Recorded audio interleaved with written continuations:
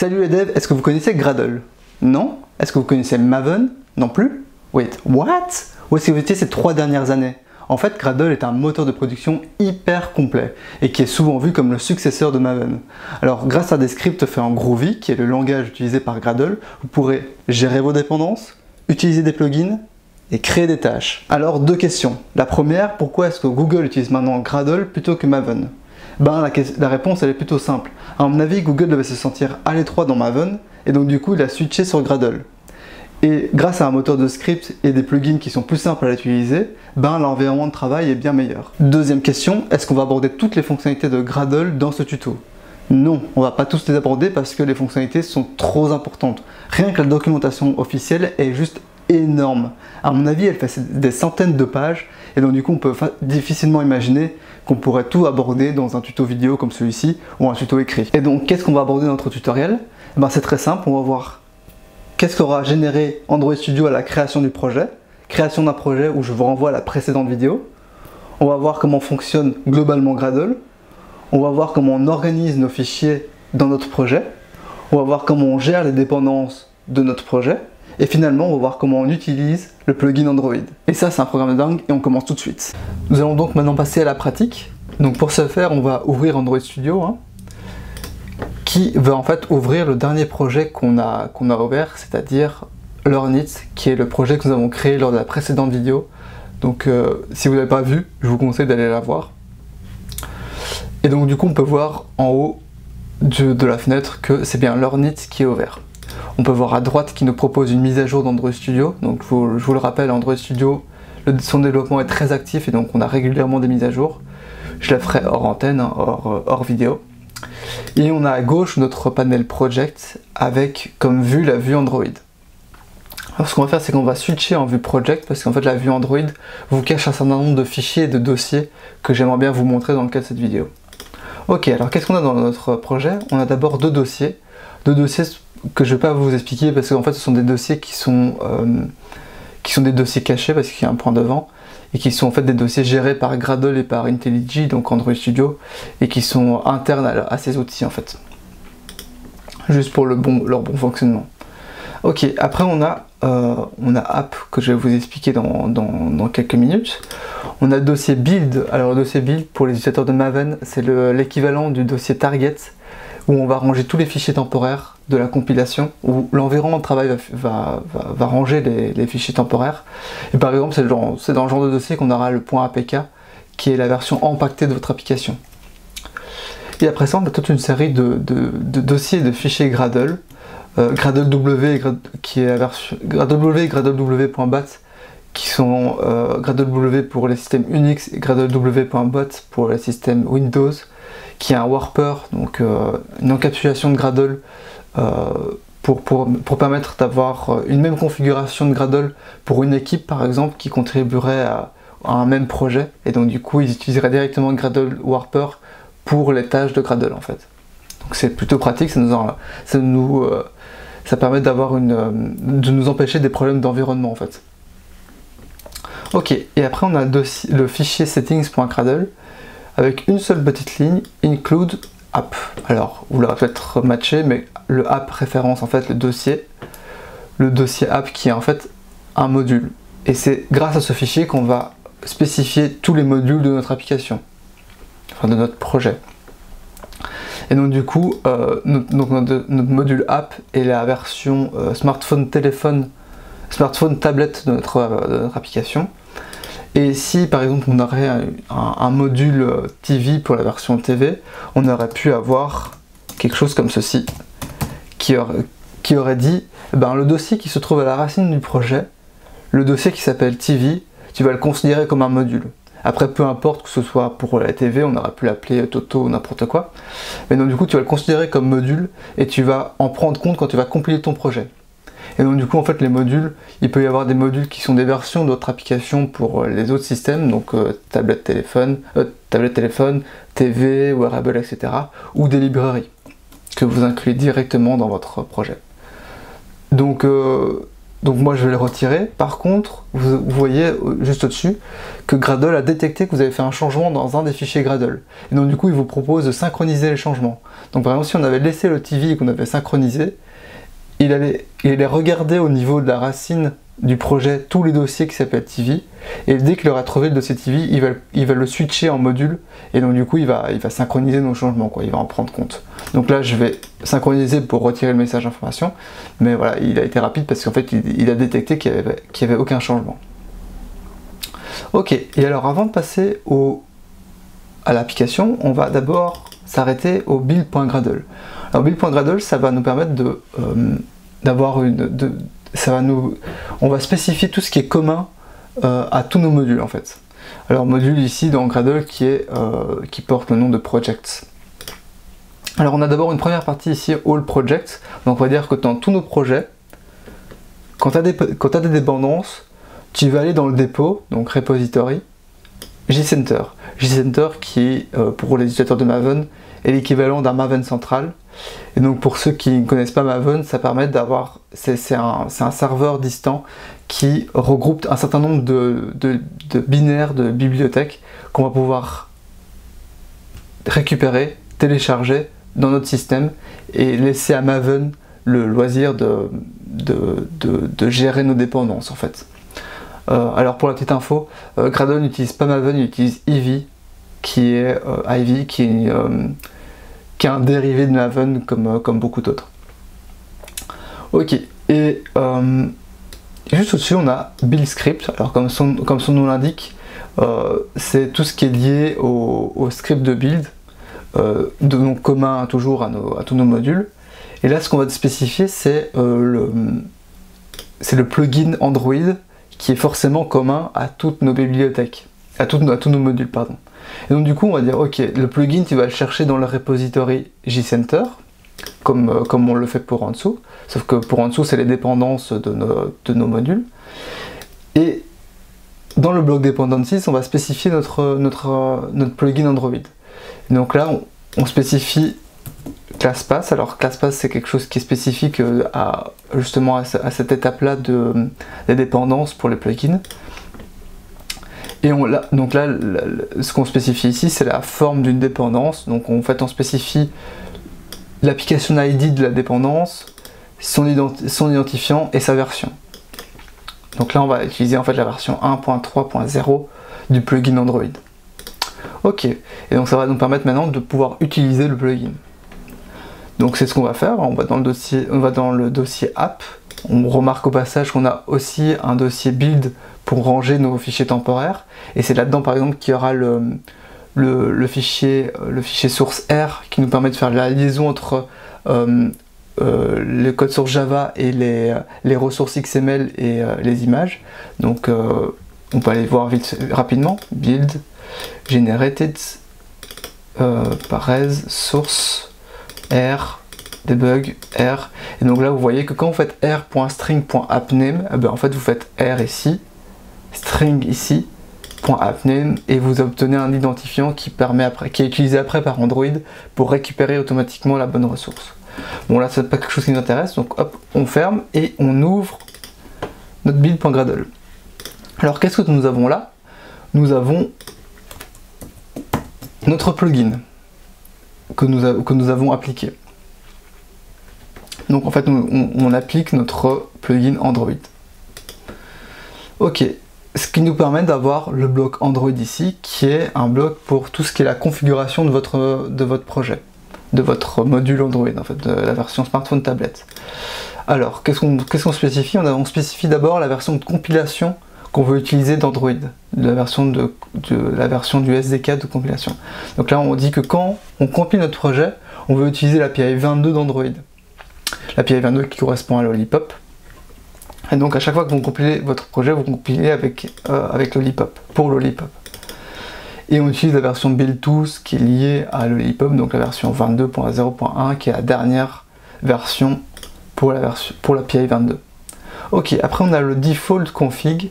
Le default config qui sont des informations qui se trouvaient avant dans le manifeste. Donc on peut aller voir dans le manifeste. main manifest. Et donc avant, dans ce manifeste là, on avait tout ce qui était application ID, la version de votre application, ou la version minimum et la target du SDK. Donc toutes ces informations là étaient avant dans le manifeste. Aujourd'hui, avec Gradle, on les spécifie dans le build.gradle du module, et après, à la compilation, il va surcharger le manifeste pour rajouter les informations que vous avez mentionnées. Donc ne vous ennuyez plus à mettre ces informations là dans le manifeste, elles seront de toute façon surchargées à la compilation.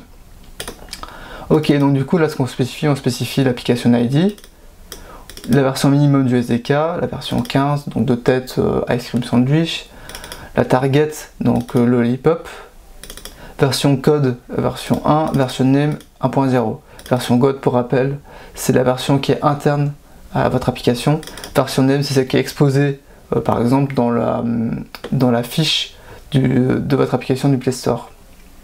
Ok, ceci étant dit, dernière petite chose, le build types. Alors le build type, ce sera tout ce qui est, si on reste simple, tout ce qui est lié à l'offuscation de votre application. Donc là ce qu'on dit, c'est que quand on fait une release de notre application, on va pas minifier notre code. Alors minifier, pour ceux qui ne savent pas, c'est quelque chose qui est très utilisé dans le web, qui permet en fait de compacter le plus possible votre code source pour qu'il prenne le moins de place possible, et donc du coup qui pèse moins, que votre .apk pèse le moins possible. Et après procured, qui permet de faire l'offuscation de code. Donc pour ceux qui ne savent pas non plus, ça permet de changer tout un vos noms de classe, vos noms de méthode, vos noms de champs, et tout un tas d'autres choses qui va permettre de rendre plus difficile le reverse engineering de vos applications. Et donc du coup, ça améliore la sécurité. Donc là, ce qu'on fait, c'est que par défaut, Android Studio génère une minification à false, donc on ne minifie pas. Et proguard rules, le proguard se base sur le fichier proguard rules, qui est à la racine de votre module. Et en fait, il n'y a aucune règle pour l'instant qui est spécifiée, donc on n'offusque rien en fait. Les dièses ici étant en fait des commentaires. Ok. Alors dernière petite chose, les dépendances. Alors ce que génère Android Studio à la base, c'est qu'il va dire, ok, tu vas inclure dans le projet comme dépendance tout ce qui se trouve dans le système de fichiers, plus précisément dans le dossier libs, dans le module, donc là c'est ce qu'on voit ici. Tu vas inclure comme dépendance tout ce qui se termine .jar dans ce dossier. Et donc du coup, toutes les bibliothèques qui seront spécifiées là-dedans seront incluses dans votre projet et vous pourrez les utiliser dans votre code source. Alors c'est une pratique qui était très utilisée feu l'utilisation d'Eclipse, quelque chose qui est beaucoup moins utilisé maintenant avec l'avenue de Maven, Ivy et Gradle. Donc nous, ce qu'on va faire, c'est qu'on va le retirer pour mettre nos propres dépendances. Alors avant ça, ce qu'on va faire, c'est qu'on va, dans nos dépendances de Learnit, on a un petit cas particulier avec un nouveau plugin qu'on va utiliser. Donc c'est ce qu'on va faire tout de suite. Hop. Donc je vais copier directement du projet final notre plugin. Donc ce qu'on va faire, c'est qu'on va revenir au build.gradle racine du projet et on va rajouter le plugin Android apt qu'on va utiliser après dans notre module. Hop, donc je copie-colle aussi l'apply plugin de Android apt. Alors Android apt, à quoi ça sert? Ça permet à certaines bibliothèques qui ont besoin d'avoir comment expliquer, l'utilisation des annotations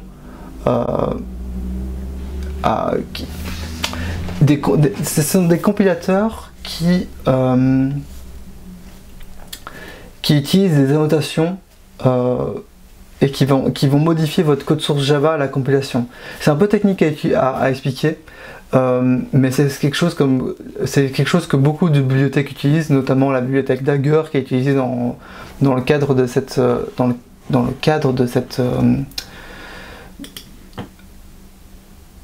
cette vidéo. Ok, donc du coup ce qu'on va faire, c'est qu'on va maintenant copier nos dépendances, et notamment des dépendances qui utilisent apt. Hop, donc je copie-colle depuis le projet, et donc on peut voir ici apt qui sont en fait les dépendances du coup de compilation. On voit ici Dagger Compiler. Et donc en fait c'est dans cette dépendance là qu'il y aura tout le processing des annotations. Donc qui sont des tâches un peu ardues qu'on va pas aborder dans le cadre de ce tutoriel parce que ce serait vraiment trop hors scope de tutoriel. Alors rapidement, parce que la vidéo commence à être longue, qu'est-ce qu'on fait ici? On a d'abord 5 dépendances qui sont en fait des bibliothèques de compatibilité Android. Donc on le voit comme Android Support. Support V4 qui permet de la compatibilité de plein de composants Android pour les versions 2 d'Android, App Compact qui permet d'apporter la toolbar aux vieilles versions d'Android, Design qui nous intéresse particulièrement parce que ça nous apporte Material Design, Recycler View qui est une nouvelle façon de faire des listes, Card View qui est le système de cartes qui est beaucoup utilisé dans Google Now par exemple. On a Swipe Layout qui permet de swiper dans une liste sur les items d'une liste pour débloquer des actions. On a Dagger qui est une bibliothèque d'injection de dépendance dont un tutoriel est disponible sur Zsavoir que j'ai écrit moi-même et dont je ferai peut-être une vidéo d'ailleurs, ça pourrait être intéressant. Donc on a Dagger Compiler, on a Butterknife qui permet de faire de l'injection de ressources Android, donc tout ce qui est layout, string, etc. Timber qui permet de simplifier l'utilisation des logs, RxJava et RxAndroid qui sont des dépendances des bibliothèques qui ont été développées à la base par Netflix de tête et qui permet qui est un truc un peu hype pour l'instant dans le développement Android qui rentre malheureusement pas dans le cadre de ce tutoriel mais qui est une librairie très intéressante. Je ferai peut-être un tutoriel à part rien que pour ça et qui permet d'observer en fait des changements. Par exemple la version de base, celle-ci c'est par exemple on a une liste, on va observer des changements dans cette liste pour populer notre list view par exemple ou notre recycler view. Donc c'est vraiment très utile parce que dès qu'il détecte un changement dans la liste, ben, il va mettre à jour notre liste sans qu'on ait rien à faire. AutoParcel permet de rendre parcelable nos classes du modèle. AutoParcel qui est en fait processeur qui processe la notation d'AutoParcel. SQLBright qui est une bibliothèque qui utilise RxAndroid et RxJava pour tout ce qui est observable de tout ce qui est lié à la base de données, donc SQL ça vient de là, qui est très intéressant aussi puisque du coup dès qu'il va détecter un changement dans la base de données, il va notifier le composant qui l'écoute, donc vraiment très intéressant. Et l'SM6 Dialog qui est en fait une bibliothèque qui expose les bibliothèques open source que vous utilisez.